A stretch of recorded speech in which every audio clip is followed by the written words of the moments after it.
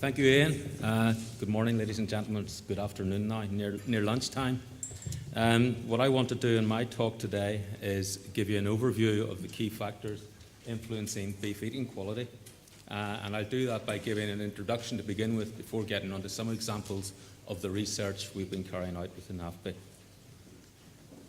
So to look at the context of our work, we complement the work at Standard Hillsborough on the beef production, efficiency of animal production and so on. And within food science branch, our main focus in the beef context is on maximising quality and adding value. We also carry out a lot of chemical and microbiological safety work in food science branch, and we do some work on effective processing across the food industry.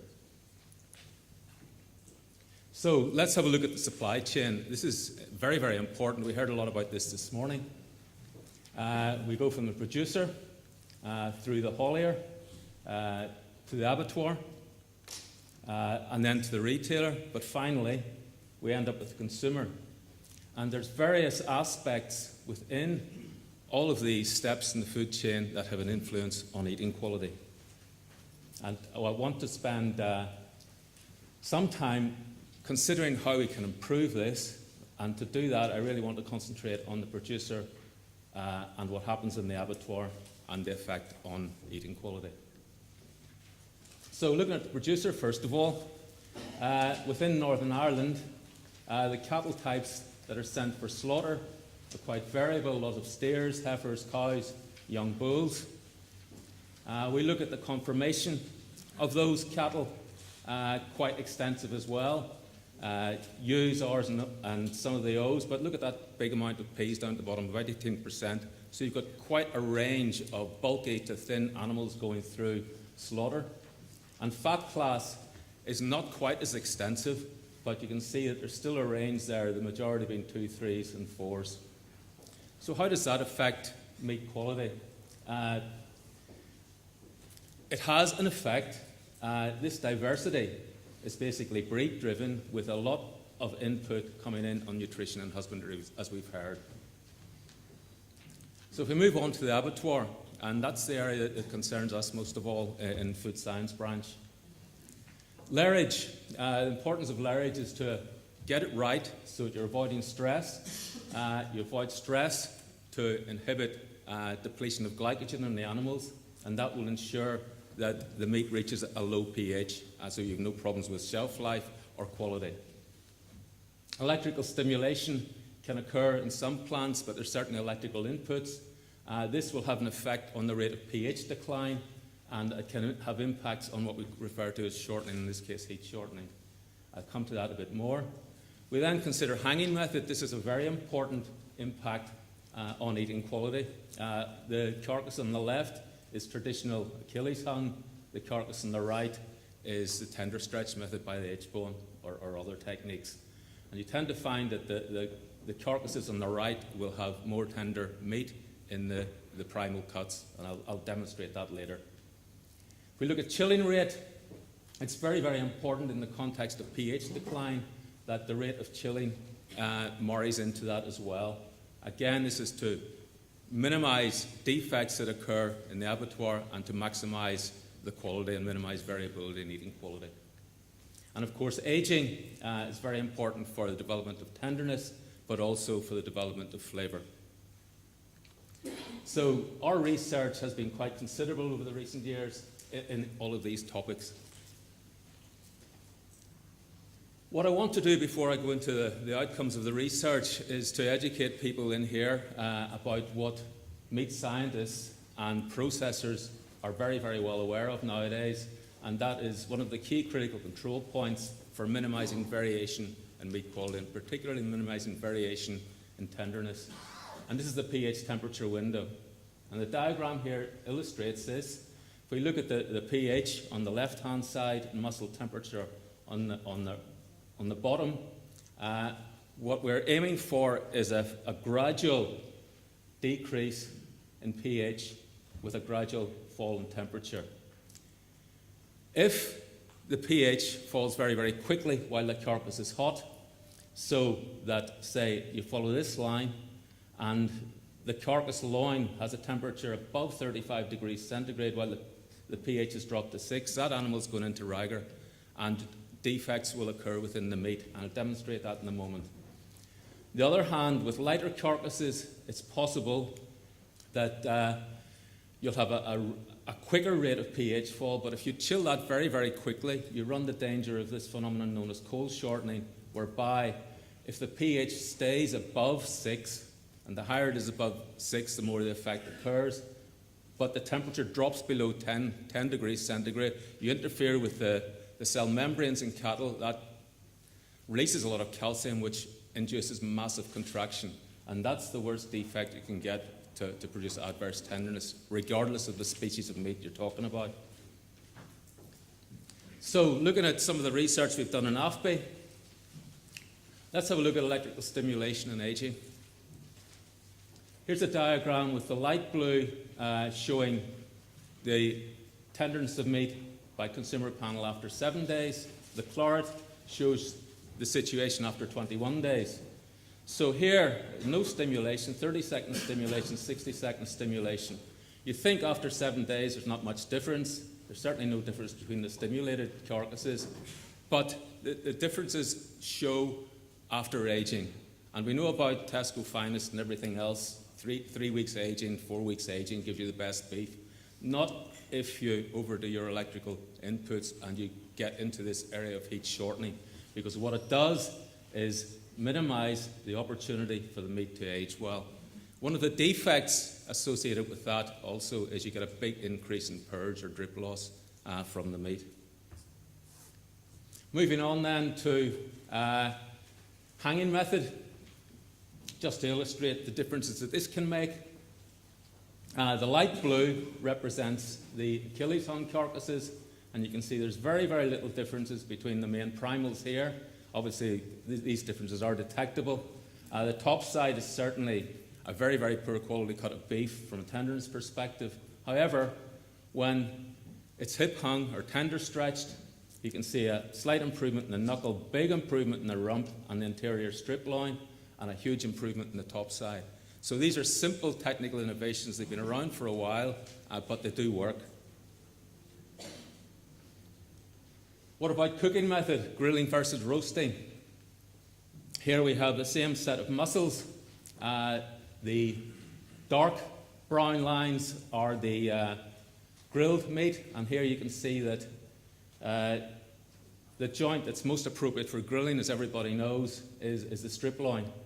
The other cuts, main primals, aren't so good at roasting, but some of them aren't too bad apart from the top side. Whereas if you go for roasting, it's quite clear that the top side, the rump and the knuckle roast better than they do grill. Looking on at juiciness next, same animals, same samples. Here we can see that while juiciness doesn't differ too much in the roast carcasses, it has a huge difference with the grilled carcasses.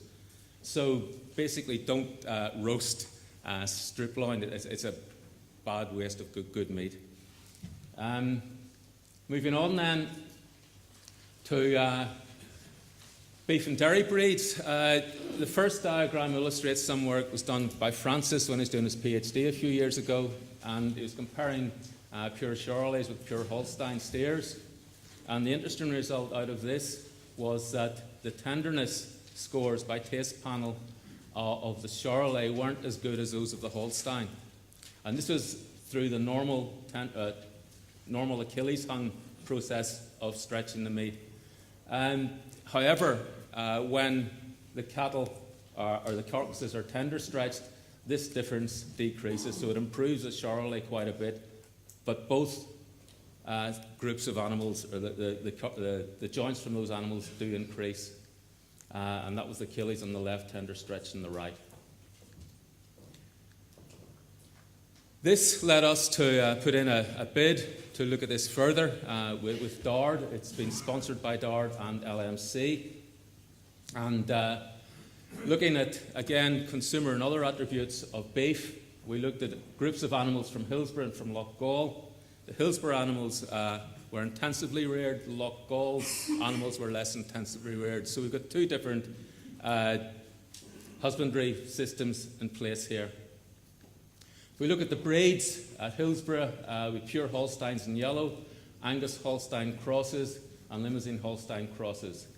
At Gault, the pure Holstein again, and then a Charolais, 50% Charolais cross with a Limousin Holstein cross. And you can see from these results that the Holsteins, again on tenderness, are better than any of the other cross breeds. The Angus Holstein cross is very good as well, but the Limousin Holstein here performed relatively poorly compared to these two. Likewise, on the other side, the animal on the right actually is a heifer, the rest of them were steers. Again, the Holstein, even though it's on a lower plane of nutrition, performs quite well. The Charolais Limousin cross does quite well too. The heifer doesn't do so well. Now that's just for tenderness. Tenderness isn't the only aspect of eating quality. Overall perception of eating quality is very important. This includes juiciness, flavour, and everything else. And if you look at that, you can see that these dairy cross breeds increase even more. So there's something else besides tenderness about the dairy genetics, if you like, that improves eating quality compared to the more continental breeds. And one of the main reasons for this that we find, you can see, is a very, very good correlation between those sets of graphs, is that the intermuscular fat content is a key component of this. So these carcasses here all have a relatively high content of intermuscular fat, call it marbling, whatever, whereas the continental breeds with more continental genetics in them has less intermuscular fat. Now, the Americans talk about marbling and so on. I'm not talking about the superb beef that the Americans sell, the select stuff in the States. We're talking about meat that you can look at the eye muscle and you can see some marbling in it. It's not off-putting by any means, so it's not that hard to achieve this sort of degree of intermuscular fat which impacts on eating quality. So these results corroborate previous research by AFBI showing consumer preference for dairy-bred beef. The Holstein eating quality is as good as that from the Angus cross and is preferred to the continental crosses, and this is due to the higher levels of intermuscular fat, but also due to favourable rates of formation of beneficial flavour precursors. These are such things as amino acids, sugars, nucleotide metabolites, and these are formed during ageing. And the bit that we've added on in our research recently to this, I'll illustrate now. We've done consumer panel work, and we've also done sensory profiling. Consumer panels consist of 100 people who assess it for the basic eating quality. They like it, what's the tenderness like, and so on. Sensory profiling, you use trained people who actually specify in detail what they mean by how tender it is or what the specific flavour or the off flavour is and so on. Then do a lot of instrumental analysis which measures the metabolites in meat, the things that are produced as the carcass of the meat ages. And then we throw it in through a set of complex statistics, multivariate statistics, and what we get out of it is a preference map. And you can produce these for all sorts of conditions, and it's very, very good. The little dots in yellow here are individual animals, and you get clusters of attributes that link up very close together, which explain why a certain animal is of a certain quality or not. And so we are associating basically analytical measurements with eating quality. And this is a recently good development that we're working on these days, and we hope to use it further. So summary of the findings on factors influencing beef eating quality. The key factors, as you've seen, are the cut, the hanging method, breed in the context of marbling and production of amino acids and so on during aging, cooking method, electrical stimulation, and aging. And the less important factors that we've found, although they're still important, but provided they're controlled, it's okay, is stress, mixing, and lairage. We don't have too much problem with that. Sex type doesn't really influence it. Conformation and fat class certainly doesn't influence eating quality, but obviously yield of red meat is very, very important. Degree of doneness doesn't influence how people detect eating quality in meat. So long as they get it in the style that they prefer it, they will assess it in a similar manner. And likewise, consumer nationality, we've done work with sending meat across the world and so on, and consumers across the world will again behave very, very similarly in determining the basic eating quality of meat. So a lot of this research, I'm pleased to say, has been adopted by industry, and by industry we mean the processors, and it's helped them considerably in their market outlets and so on. Conclusions. Our science has shown that eating quality depends on good production systems that avoid pre-slaughter stress, appropriate adherence to good slaughter and chilling regimes to control the rate of pH fall, appropriate packaging and chilled storage. Genetic differences in eating quality are perhaps determined by factors that influence marbling, I think that's very important, and factors that influence the rate of aging. So we hope that some of these scientific approaches that we've demonstrated can support going for growth and help towards developing the markets for quality beef from our diverse production systems. Thank you very much.